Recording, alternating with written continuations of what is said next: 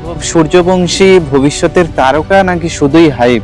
কারণ ইতিমধ্যেই তাকে বলা হচ্ছে ভারতের পরবর্তী সুপারস্টার। কিন্তু এর আগে একটা জিনিস ভালো করে বুঝতে হবে, ভারতীয় ক্রিকেটে নতুন ট্যালেন্ট আসা নতুন কোনো ব্যাপার নয়। এর আগেও আমরা দেখেছি সচিন তেন্ডুলকারের পরে পৃথিবীর উন্মুক্ত চাঁদ, যারা অল্প বয়সেই আলোচনার কেন্দ্রবিন্দু হয়েছিল, কিন্তু শেষ পর্যন্ত ক্রিকেটে তারা ভালো কিছু করতে পারেনি।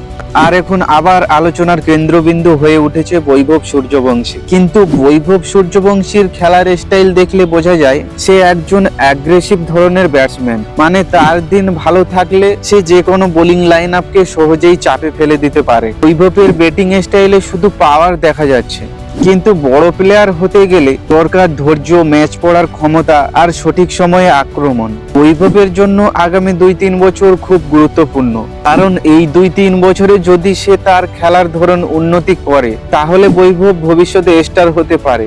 আর যদি না পারে তাহলে হয়তো আমরা আরেকজন পৃথিবীর মতো ক্রিকেটারকে দেখব, যে ক্যারিয়ারের শুরুর দিকেই সাফল্যের ছোঁয়া পেয়েও শেষ পর্যন্ত তা ধরে রাখতে পারেন।